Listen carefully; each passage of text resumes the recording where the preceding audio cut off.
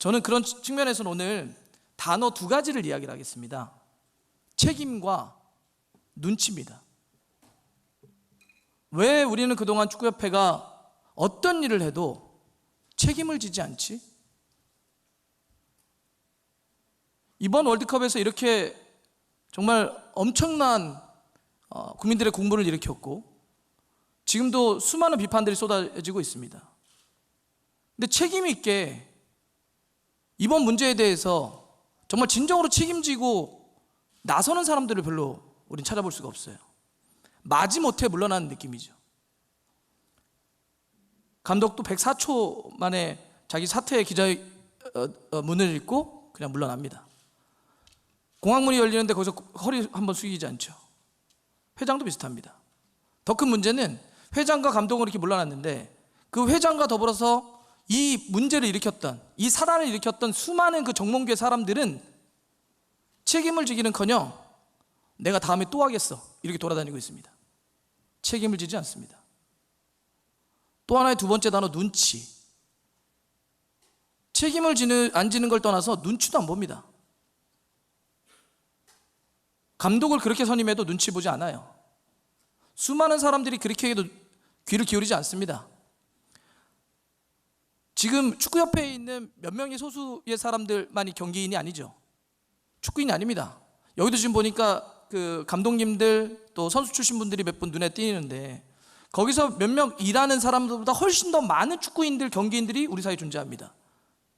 그런 분들이 아래에서, 현장에서, 지역에서 그 적은 돈 받으면서 인정 못 받으면서 그렇게 아이들 키우고 열심히 운동할 때, 하지만 현장에 이렇게 어려우니까 도와달라고 그렇게 수많은 이야기를 할 때 그들의 목소리에 귀를 얼마나 기울였는지 다시 한번 물어봐야 돼요. 우리는 그 사람들이 눈치도 보지 않습니다.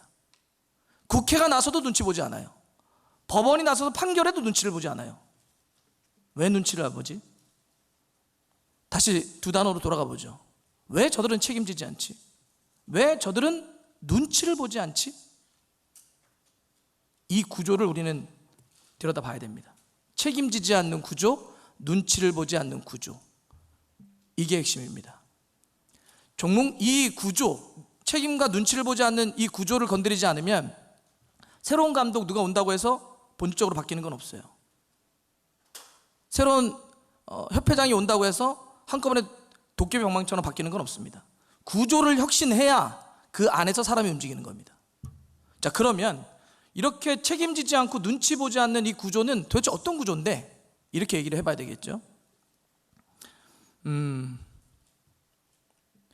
협회장이 혹은 그 주변에 있는 사람들이 뭔가 큰 실수를 합니다. 잘못을 해요. 혹은 일을 아예 안 했어요.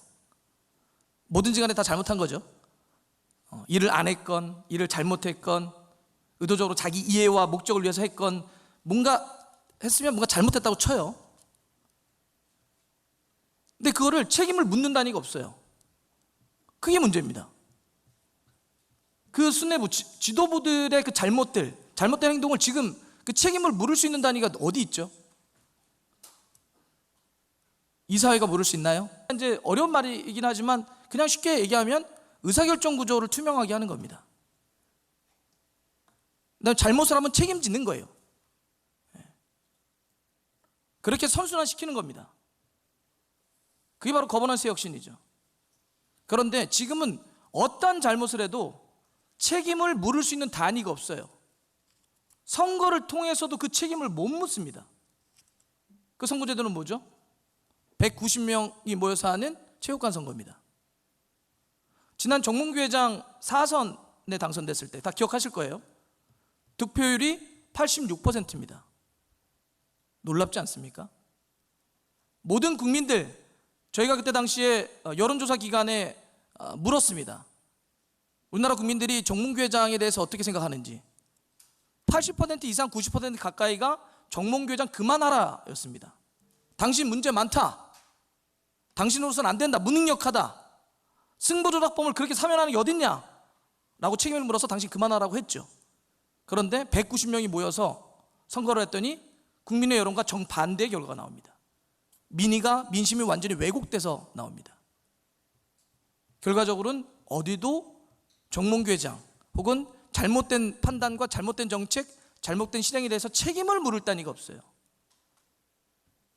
그러니 책임지지 않는 겁니다. 그러면 그들이, 제가 눈치도 안 본다는데 눈치를 봐야 되는 공간은 어딜까요? 사람들은 누구죠? 그 190명에게만 눈치를 보면 됩니다. 여기 있는 모이신 분들, 기자님들, 국회의원님들, 팬분들, 혹은 축구를 좋아하시는 많은 분들, 국민분들 눈치를 볼 필요가 없어요. 왜? 우리는 투표권이 없으니까. 우리는 그들에게 책임을 물을 수 있는 어떠한 힘도 없습니다.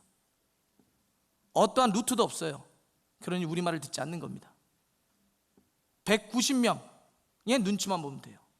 그 190명은 여러분들 다 아시겠지만 190명의 30%는 당연직 대의원입니다. 축구협회가 있으면 산하 연맹과 17개 시도협회장들이 있죠. 거기가 대충 30%를 차지합니다.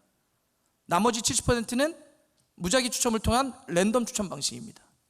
그런데 아시겠지만 한 공간에서 투표가 진행되게 되죠.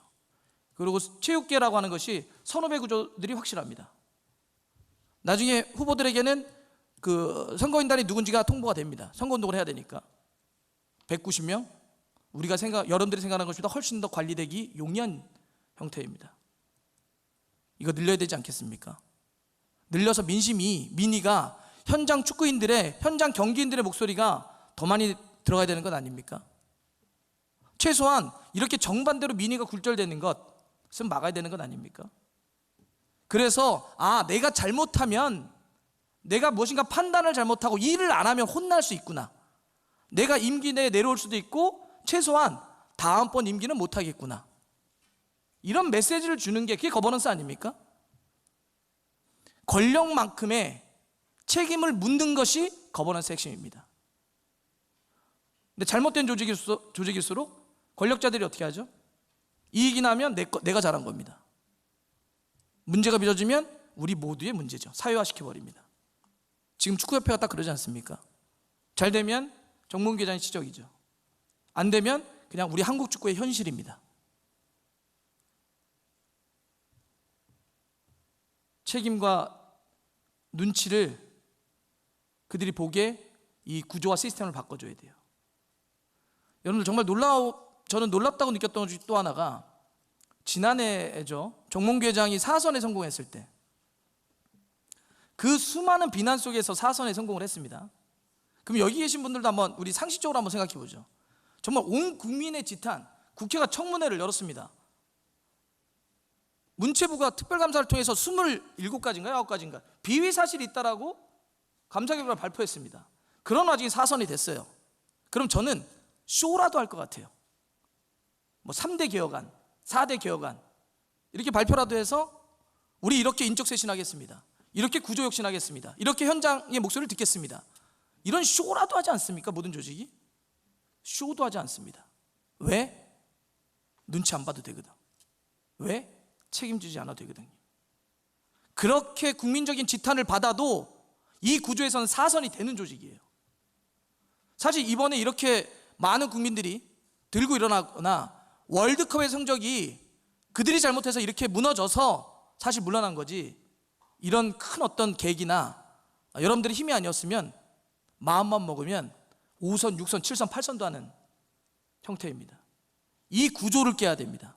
저는 아까 김재원 의원님이 말씀하셨던 거에 전적으로 동의합니다.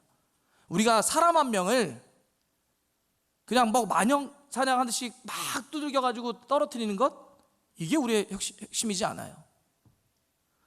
지속 가능하게 책임지는, 잘못하면 눈치를 보게 만드는, 그래서 그 안에 비판과 견제 기능이 살아 숨쉬는 이런 생태계와 이런 구조와 이런 시스템을 만들어야 됩니다.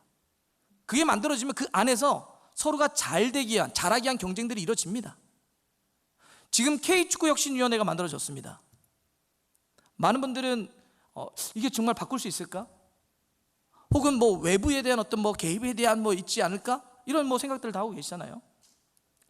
제가 생각하는 K축구혁신위원회는 제가 앞에 이야기했던 눈치와 그다음에 책임을 지게 만드는 것까지가 해주는 겁니다.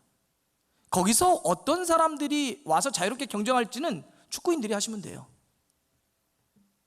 K축구혁신위원회는 지금 이렇게 말도 안 되는 좁은 운동장 190명, 관리되어 있는 그 190명이 똘똘 뭉치면 언제든지 자기 사람을 영원토록 만들 수 있는 이 구조를 깨는 겁니다. 운동장을 넓혀주는 거예요. 그리고 기울어진 운동장을 다시 펴주는 겁니다. 볼을 찰 수 없는 울퉁불퉁한 그 말도 안 되는 잔디를 다시 고르게 만들어주는 겁니다. 그게 바로 그런 조건, 컨디션을 다시 만들어주는 것이 K축구혁신위원회가 하는 것이고, 그 운동장이 평평하고 넓어지고 좋아지면 그 위에서 뛰도는 건 바로 축구인 분들이 하시면 됩니다. 경기인 분들이 하시면 돼요. 그럼 나와서 거기서 자유롭게 경쟁하고 더 잘하기 위한 경쟁을 하면 됩니다.